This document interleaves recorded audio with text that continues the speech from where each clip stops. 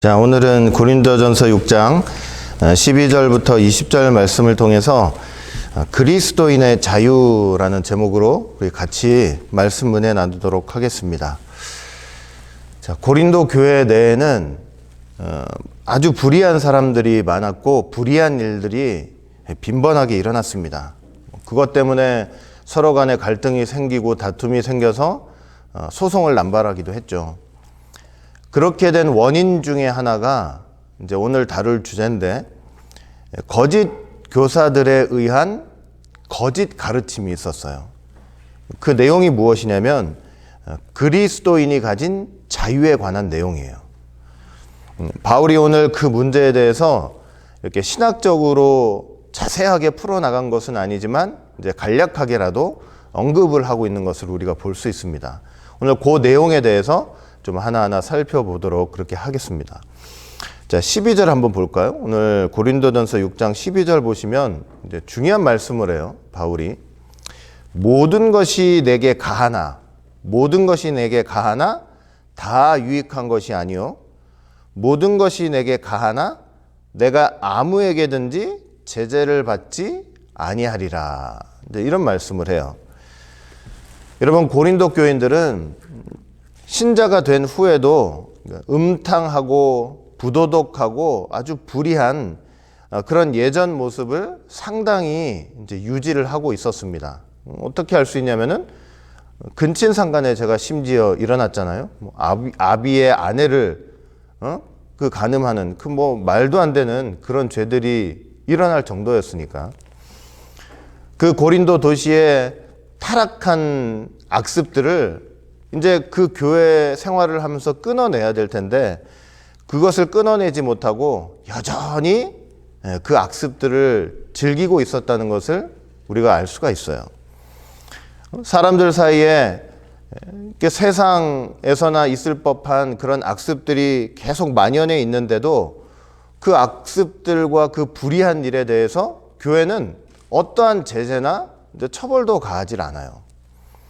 오히려 그런 악습들 자기들이 행하고 있는 일에 대해서 어떻게든 이 정당한 근거를 막 찾으려고 애를 썼는데 그 중에 하나가 바로 무엇이냐면 그리스도인이 가진 자유라는 내용이에요.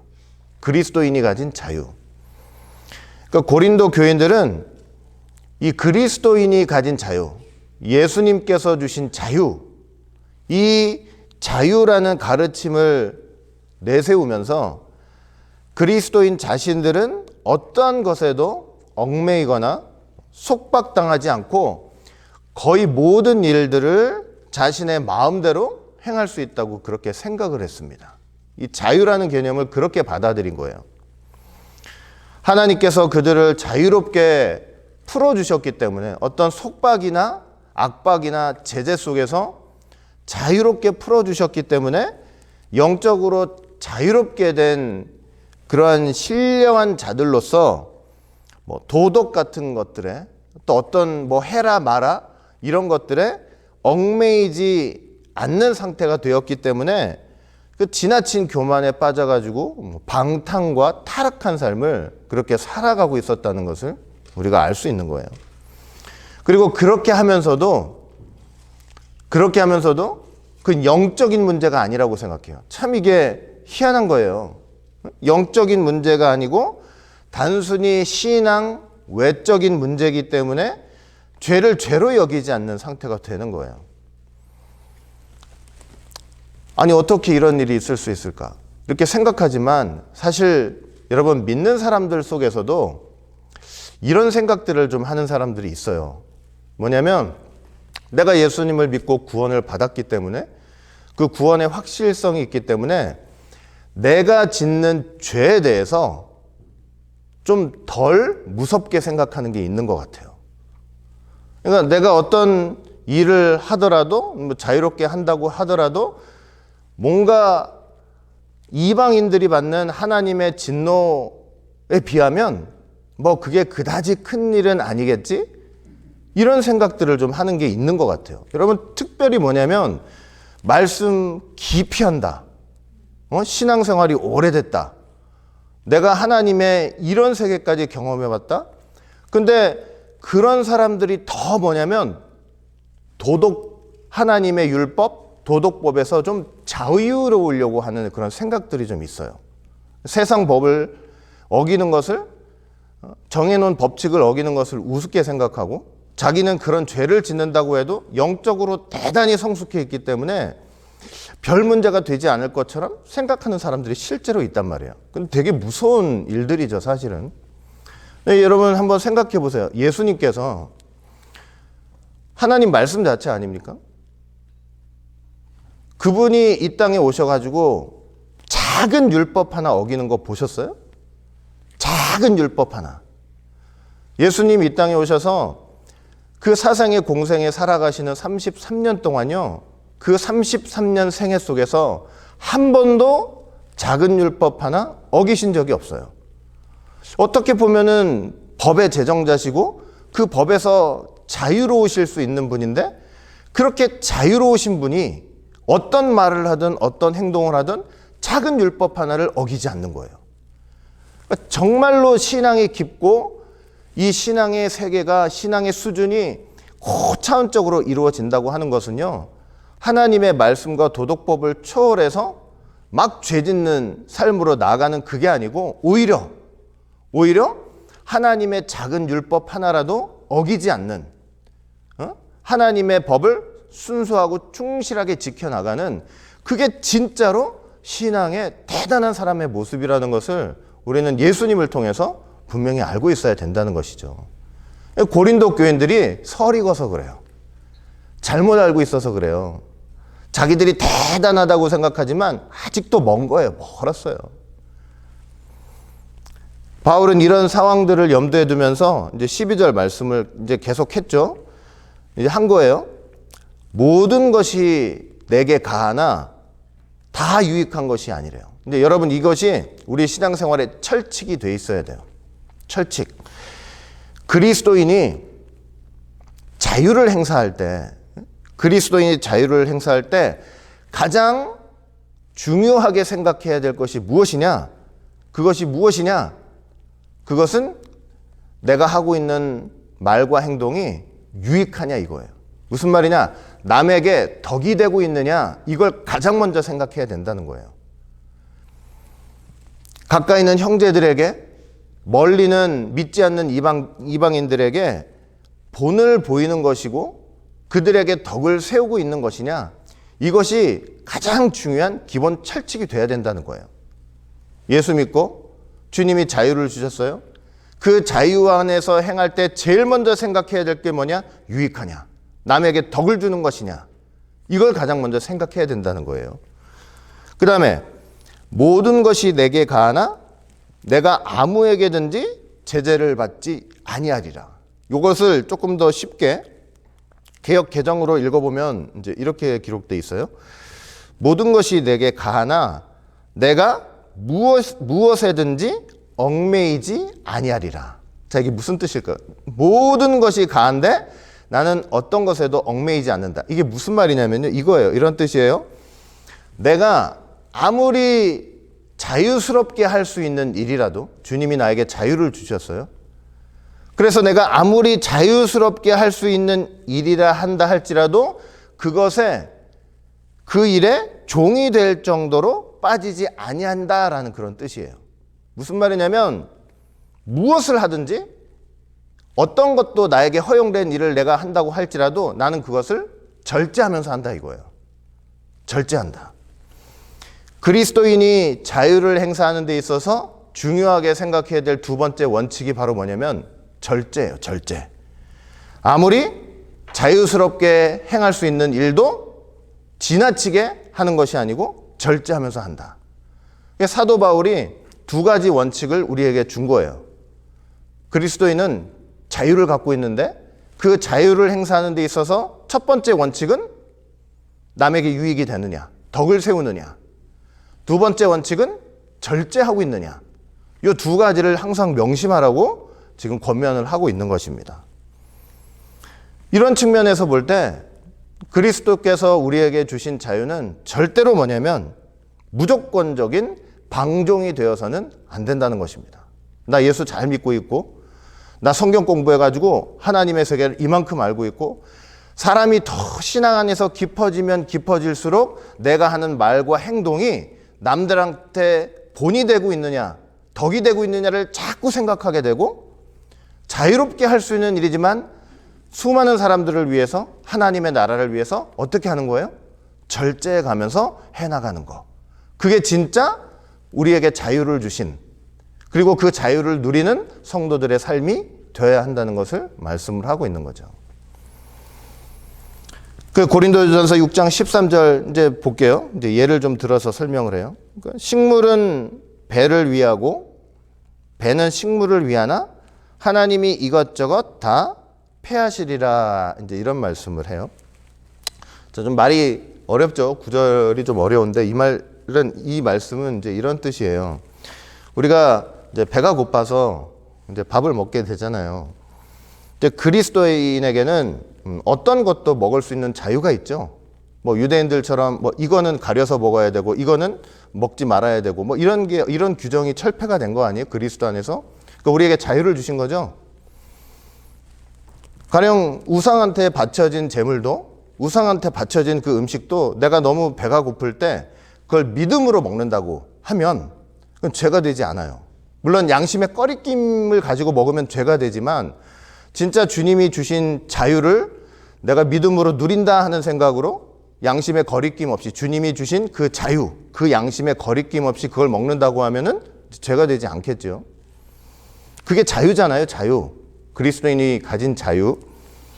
그렇지만 이런 자유가 있다 할지라도 연약한 형제를 위해서 그 형제에게 덕을 세우고 그 사람에게 유익을 끼치기 위해서 절제할 수 있어야 된다는 것을 말씀을 하는 거예요. 여러분, 하나님의 나라를 세워나가는 데 있어서 내가 예수 믿고 자유를 얻었는데 난 이제 무엇이든지 가리지 않고 먹을 수 있어. 무엇이든지 가리지 않고 먹을 수 있는 그 사실이 하나님의 나라를 세우는 데 있어서 그렇게 중요한 일이 아니에요. 그게 그렇게 중요한 일은 아니에요. 하나님의 나라는 먹고 마시는 데 있지 않다고 분명히 로마서 14장 17절에 말씀하고 있잖아요. 다 폐하신대요. 다 이것저것 다 폐하시리라. 신앙생활하면서 내가 가진 자유를 마음껏 누리면서 사는 것이 중요한 것이 아니고 하나님의 나라를 세워나가는 게 중요해요. 그런데 하나님의 나라를 그렇게 세워나가는 데 있어서 그렇게 세워가려면 때로는 신앙이라는 게 다 동일한 게 아니잖아요. 누구는 신앙이 깊은 사람이 있고 담대한 사람이 있고 연약한 사람도 있어요. 연약한 형제를 붙잡아야 될 때가 얼마나 많이 있습니까? 나만 생각할 수 없잖아요. 아직 이제 막 신앙생활 시작한 사람들도 있고 이제 여러 가지 문제로 이렇게 시험에 쉽게 드는 사람도 있고 이제 그런 경우가 있는데, 그러니까 나는 이것저것 먹을 수 있는 자유가 있어, 이게 중요한 게 아니고 그 연약한 형제를 붙잡아주는 게 더 중요한 일이에요. 하나님의 나라를 세워가려면. 그러려면 어떻게 해야 돼요? 그러려면 내가 가진 자유도 절제하는 게 필요하다는 것을 사도 바울이 지금 말씀을 하고 있는 거예요. 그러니까 신앙생활 오래하고 깊은 사람일수록 더 어떻게 돼요?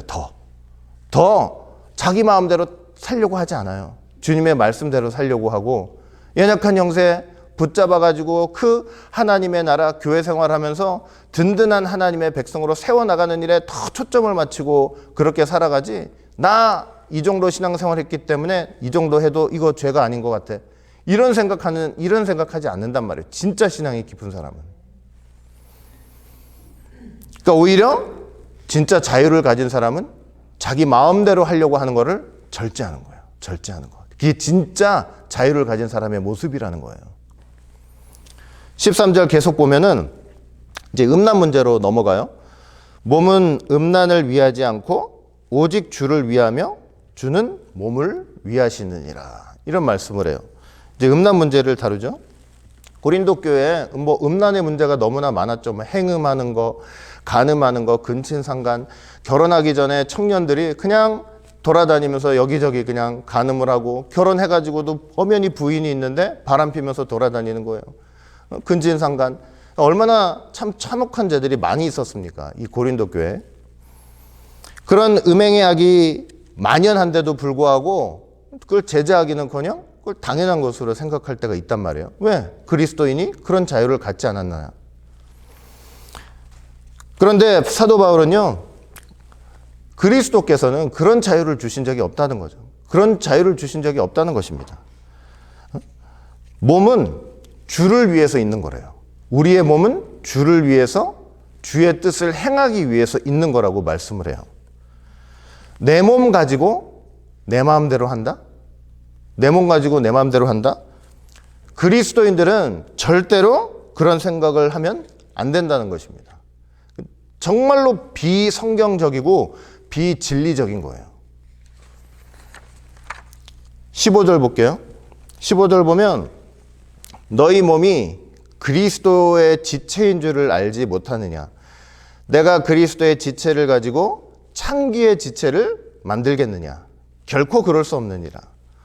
우리의 몸이 그리스도의 지체래요. 우리의 몸이 그리스도의 지체. 예수님께서 우리의 머리가 되시고 우리는 그의 지체가 된다는 말씀이죠. 우리 지체는 머리가 되신 그 예수님의 뜻을 실행하는 거룩하고 의로운 병기가 되어야 한다는 것입니다. 우리에게 눈이 있잖아요. 우리에게 눈이 있는 이유는 하나님을 바라고 하나님을 바라보라고 우리에게 눈을 주신 거예요. 우리에게 손이 있는 이유는 이 손을 가지고 성경을 읽으면서 하나님의 뜻을 깨닫고 연약한 형제가 있으면은 위로해주고 격려해 줄 수 있는 그런 손이 되라고, 충성할 수 있는 손이 되라고 우리에게 주신 손이에요. 우리의 다리는 밤에 몰래 죄 지으러 나가라고 그렇게 주신 다리가 아니고 이 하나님의 뜻을 이루기 위해서 교회 나와서 하나님의 나라를 위해 충성하라고 허락하신 그런 다리가 된다는 것입니다. 머리 대신 주님의 뜻을 실행하라고 우리에게 허락하신 의의 병기가 되어야 된다는 거예요. 그런 그리스도의 지체된 몸을 가지고 창기의 지체를 만들 수 있느냐? 그럴 수 없다는 거죠. 우리의 몸을 음행하는데 자유롭게 사용한다면 그거는 우리의 몸을 그리스도의 지체가 아니고 창기의 지체로 만드는 일이라고 말씀을 하고 있는 거예요. 16절 보니까 창기와 합하는 자는 저와 한 몸인 줄을 알지 못하느냐. 일러스되 둘이 한 육체가 된다 하셨나니. 그러니까 음행을 할 때요. 음행을 한다고 할 때 그리스도의 몸으로부터 떨어져 나와가지고 창기와 하나가 되는, 한 몸이 되는 그런 엄청나게 불행한 일이 일어난다는 것입니다. 무섭죠? 18절 보세요. 18절. 음행을 피하라. 사람이 범하는 죄마다 몸 밖에 있거니와 음행하는 자는 자기 몸에게 죄를 범하는 것이라 말씀하고 있어요. 그러니까 죄마다 다른 모든 죄들은 몸 밖에 있대요. 뭐 사기쳤다, 거짓말했다, 뭐 누구 거 뺏었다. 이거 다 몸 밖에 있는 죄라는 거예요. 근데 음행의 죄만큼은 자기 몸 안에 남는데요. 음행의 죄만큼은 자기 몸에 깊은 죄의 자국을 남긴다고 말씀을 하고 있는 거예요. 결혼하기 전에도 마찬가지. 아까 말씀드렸죠. 청년들, 내 몸이니까 내 마음대로 한다? 그냥 이 남자, 저 남자, 이 여자, 저 여자. 결혼해가지고도 사랑스러운 부인이 있는데 다른데 한눈 팔면서 간음을 한다? 음행한다? 그러면 세상에 그것만큼 자기 몸을 더럽게 하고 타락시키는 것이 없다는 것을 말씀을 하고 있는 거예요. 아니 예수 믿고 구원받았는데 아니 뭐 이 여자 저 여자 혹은 이 남자 저 남자 음행을 짓는다고 해도 뭐 그게 그렇게까지 뭐 큰 죄가 되겠느냐, 뭐 그리스도 안에서 자유로운 것이 아니냐, 그렇게 생각하면 안 된다는 것이죠. 우리 몸을 더럽게 하는 아주 심각한 죄가 된다는 거예요. 여러분 요즘 세상은요 여러분들도 아시다시피 하나님의 진리와 완전히 이제 반대로 가는 세상이에요. 반대로 가는 세상.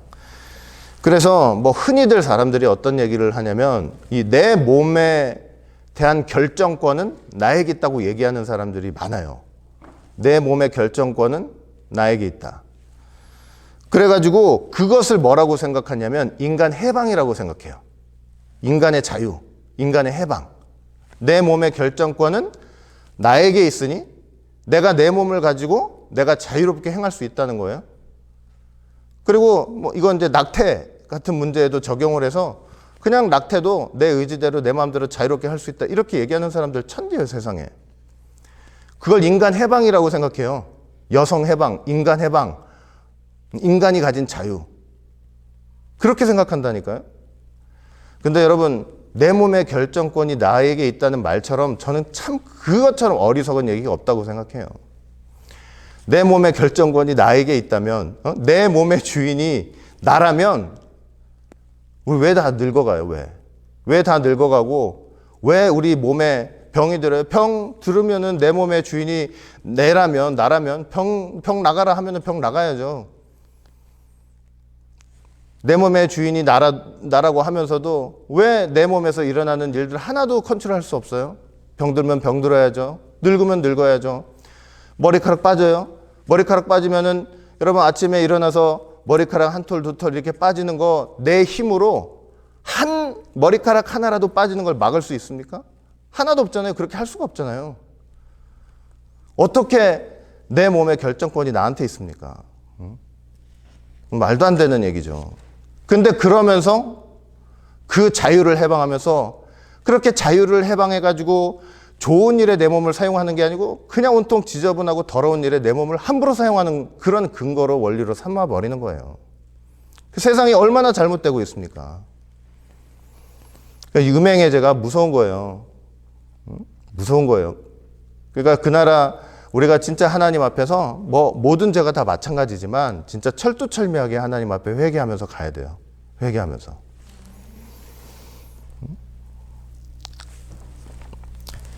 19절 보니까 너희 몸은 너희가 하나님께로부터 받은 바 너희 가운데 계신 성령의 전인 줄 알지 못하느냐. 너희는 너희의 것이 아니라 분명히 말씀하고 있잖아요. 우리는 우리의 게 아니래요. 우리 몸은 성령이 임재하시는 성령의 전이다. 성전이라고 말씀하고 있어요. 음행한다고 할 때, 잘 들으세요. 음행한다고 할 때 이게 꼭 뭐랑 시각적으로 여러분들한테 말씀드리면 이거나 똑같아요.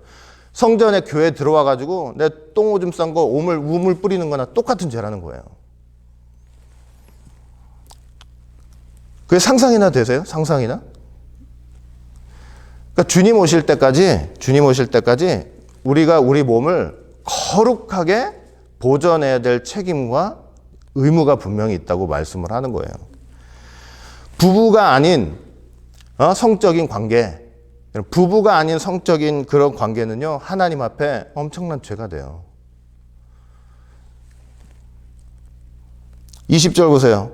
값으로 산 것이 되었으니 그런즉 너희 몸으로 하나님께 영광을 돌리라 말씀을 하고 있어요.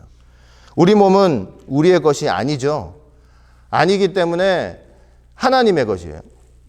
그러니까 예수님께서 만약에 십자가에서 우리를 구원해 주시지 않았다면요, 우리의 영혼과 우리의 육신은 그냥 불지옥에 다 집어 던져졌을 거예요. 전부 다.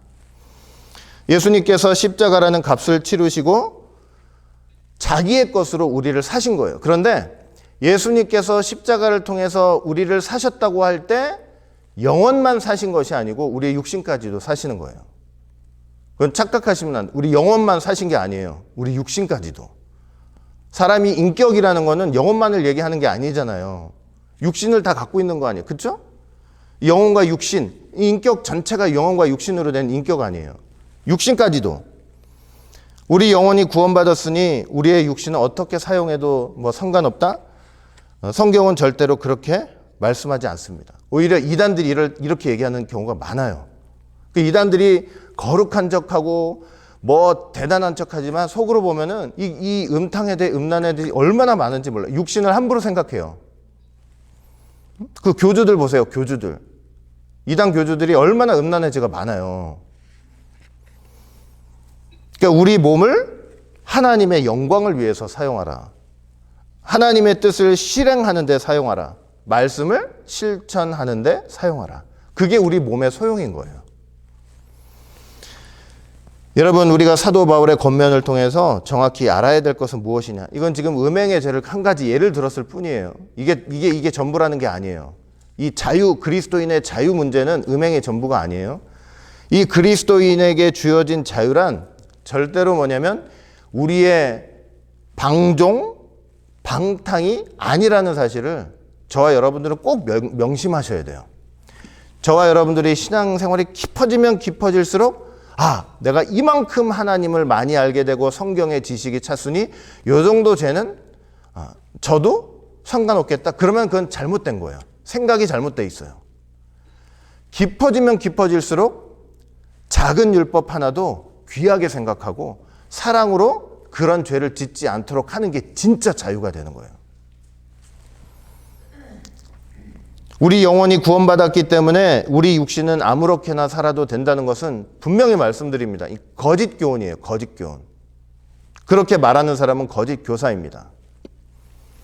고린도 교인들은 지금 그리스도께서 주신 그 자유를 자기의 욕심을 따라 오용하고 있었던 거예요. 아직도 어린아이인 거예요. 그러니까 어린아이. 제가 그리스도인의 자유에 관해서 조금 여러분들한테 설명을 드릴게요. 웨스트민스터 신앙고백서 보시면 이 그리스도인의 자유에 관한 내용이 좀 나오는데 그걸 좀 소개를 여러분들한테 해드릴게요. 그 웨스트민스터 신앙고백서 제 20장을 보시면은 어떤 주제냐면 그리스도인의 자유와 양심의 자유라는 주제를 가지고 이제 몇 가지를 설명해요. 그 중에 제 1항이 무엇이냐면 이런 내용이에요. 한번 들어보세요. 그리스도께서 복음 시대의 신자들을 위하여 값주고 사신 자유는 이제 이렇게 시작해요.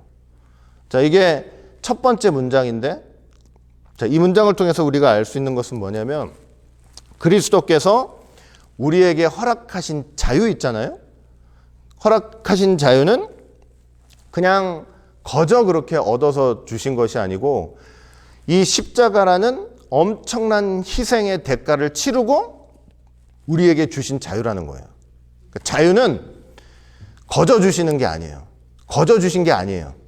우리에게 자유는 십자가라는 엄청난 희생 속에서 우리에게 주신 거예요. 근데 사실 세상 역사를 봐도 그런 것 같아요. 어느 나라가 자유라는 가치를 하나 얻기 위해서 얼마나 많은 희생의 피를 뿌립니까? 그래서 얻는 게 자유 아니에요? 근데 그거보다 몇천 배, 몇만 배는 더 하나님의 진노를 받아가면서 그 희생의 값을 통해서 우리에게 자유를 주셨다는 거예요. 이 자유는, 주님이 주신 자유는 그냥 우리가 함부로 생각하고 막 입에 담을 수 있는 그런 단순한 일이 아니라는 것을 말씀을 하고 있는 거예요. 얼마나 엄청난 희생을 통해서 우리에게 주신 건지 몰라요. 그런데 그 자유는 어떤 내용이냐면 이렇게 설명해요. 죄책과 하나님의 정죄하시는 진노와 도덕법의 저주로부터 해방되는 것이다. 이렇게 말씀해요.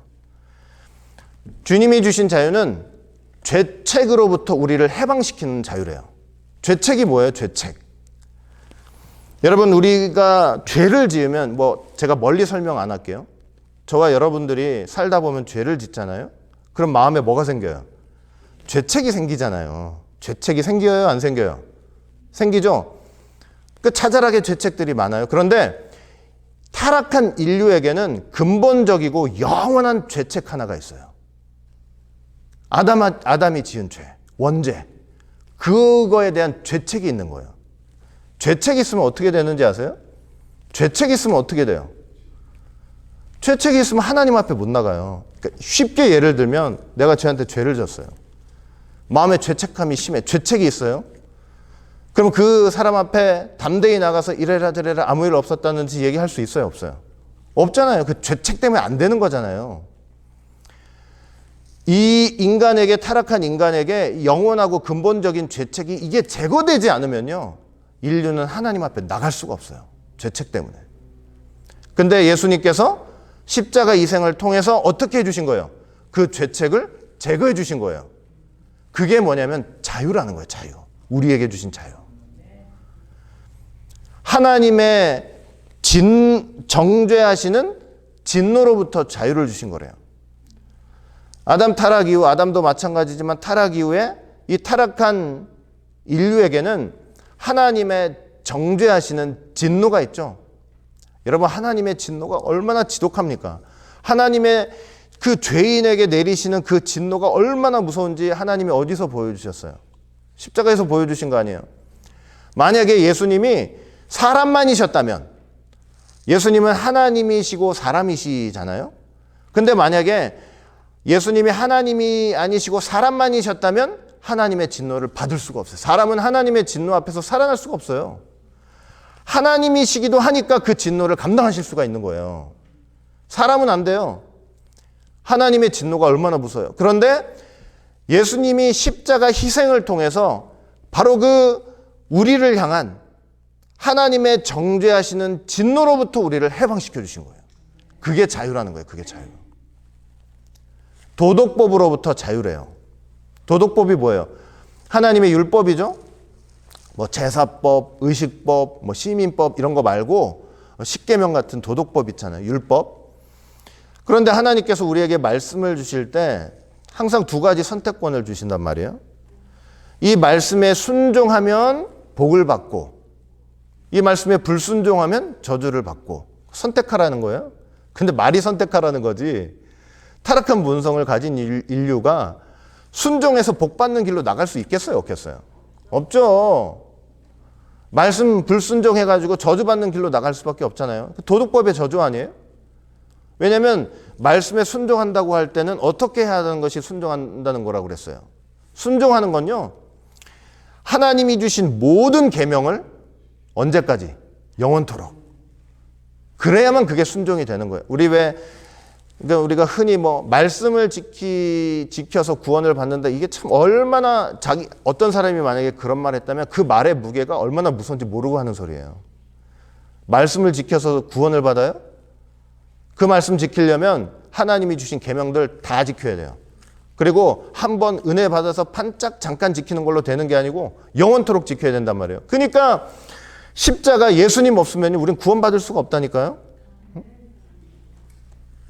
말씀 지키는 거는 예수님 십자가 은혜 위에서 성령 주셔서 새로운 의지를 가지고 그 지켜나갈 수 있는 과정이 있는 것이지, 그 우리의 본성 가지고 말씀 다 못 지켜요. 예수 믿는다고 말씀 다 지켜요? 성령이 역사해 주시고 붙잡아 주셔야 그래도 그 말씀 지키면서 살아가는 거지. 완전하진 않지만. 그런데 이런 도덕법의 저주, 불순종하면 너 지옥 가야 돼. 너 저주 받아야 돼. 이런 저주로부터 예수님의 십자가 희생을 통해 우리를 어떻게 하신 거예요? 해방시켜 주신 거예요. 거기서. 얼마나 감사해요. 이런 해방과 자유가 없었잖아요. 그럼 우린 다 말씀 못 지키니까 지옥 가야 된다는 소리예요. 그리고 현재의 이 악한 세상, 사탄의 굴레와 죄 지배로부터 신자들이 벗어나는 것. 이게 자유래요. 이 현재 악한 세상, 얼마나 세상이 악해요? 죄의 종이 돼가지고 그 죄를 지으면서 살아가는 그 거기로부터 우리를 해방시켜 준 거라는 거예요.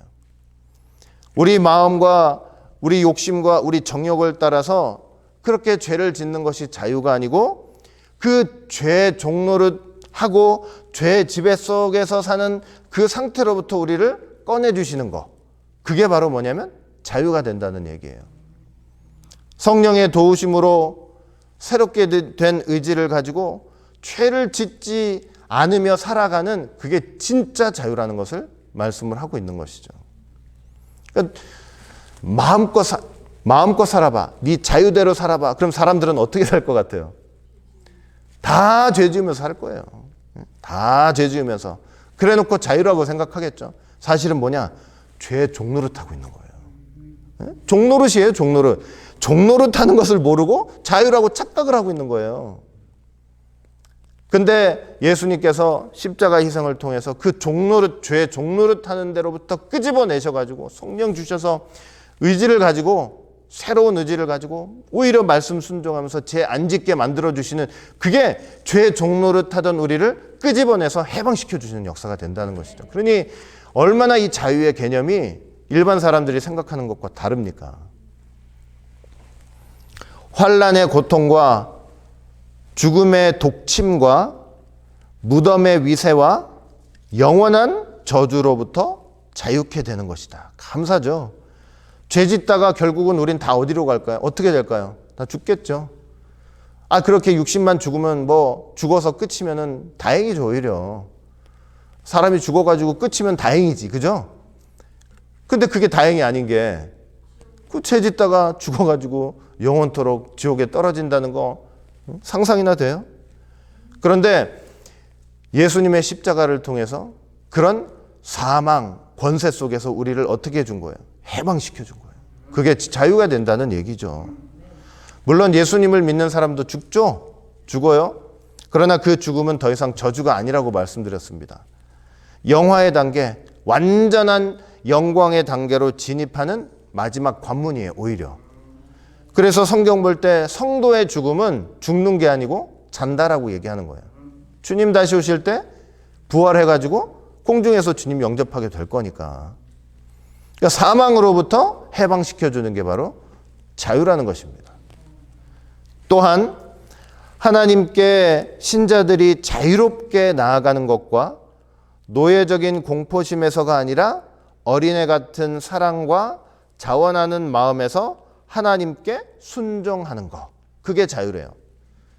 여러분, 그리스도께서 주신 참된 자유란 우리가 지금처럼요, 이렇게 하나님의 은혜의 보좌 앞에 담대히 여러분들이 나와서 하나님께 예배드리고 섬기되 두려움과 공포심으로서가 아니라 사랑하는 마음으로, 자원하는 마음으로 이렇게 나오는 것 자체가 뭐냐면 주님이 우리에게 주신 자유의 본질이 된다는 거예요. 구약 보세요. 구약 때 보시면 하나님 보기만 하면 어떻게 해요? 어떻게? 죽어요. 언약궤 잘못 들여다보다 죽잖아요, 그냥. 십계명 받을 때 하나님께서 그 시내산에 강림하셔가지고 열 말씀들을 하시는데 이스라엘 백성들이 하나님의 음성을 감당을 못하겠는 거야. 너무 두려운 거예요. 그 앞에서 다 죽을 것 같은 거예요. 그래서 나중에 모세한테 어떻게 해요? 우리는 더 이상 하나님의 말씀, 그 음성을 듣기에 너무 두려우니 당신이 올라가서 하나님 말씀 좀 받아가지고 오라. 시내산 올라가서 세부율법들 다 받아가지고 온 거 아닙니까? 그런데 오늘날 그리스도께서 십자가에서 희생하심으로 이렇게 하나님 앞에 자유롭게 나와서 두려운 마음이 아니고, 여러분 두려운 마음으로 왔어요? 하나님 말씀 들으면 죽을까 봐 하는 마음으로 온 거 아니잖아요? 오히려 산 소망을 가지고 오신 거 아니에요? 생명의 소망을 갖고 오신 거 아니에요? 그렇게 오셔서 예배드리고 설교 듣고 하나님 앞에 기도하고 찬송하고, 이게 하나님이 주신, 주님이 주신 진짜 자유의 본질이 된다는 거예요. 이 시간에 밖에 나가서 놀아다닌다? 다 죄 종들인 거예요. 죄 종들. 종노릇하고 있는 거예요. 이게 자유의 현장인데. 그리고 지금 이제 1항을 읽어드렸고 3항을 보면 이런 말씀이 있어요. 이런 기록이 있어요. 어떤 게 있냐면, 그리스도인의 자유를 구실로 하여 죄를 범하거나 정욕을 품는 사람들은 그리스도인의 자유의 목적을 파괴하는 것이다. 그리스도인의 자유의 목적은 우리가 원수들의 손아귀에서 건짐을 받아, 사단 마귀로부터 건짐을 받아 평생토록 주님을 두려움 없이 주님 앞에서 거룩함과 의로움으로 섬기려는 데 있다. 얼마나 귀한 말입니까? 그리스도께서 우리에게 주신 자유는 마음껏 죄 지을 수 있는 자유, 무율법주의, 죄를 위한 자유, 하나님을 향한 자유가 아니라 죄를 위한 자유, 이런 것이 아니라 오히려 죄 지배, 죄 종노릇하는 데서 해방돼서 하나님을 마음껏 섬기되 경건함과 거룩함으로 섬기는 것, 그것이 바로 자유의 본질적인 의무가 된다는 것입니다. 고린도 교인들은 잘못된 사상에 깊이 빠져들어가지고 죄 지으면서 그걸 주님이 주신 자유라고 착각하면서 죄 지으니까 서로 갈등이 안 일어나요? 누구 거 뺏고 거짓말하고 사기치고 속이니 서로 소송하는 가운데 하나님의 나라를 든든하게 세워나가기는커녕 오히려 하나님의 나라를 허물어가고 있었던 거예요. 우리 교회는 주님이 주신 참된 자유를 잘 깨닫고 하나님의 나라를 든든하게 세워나가는 귀한 교회가 되시기를 주의 이름으로 간절히 축원드리겠습니다.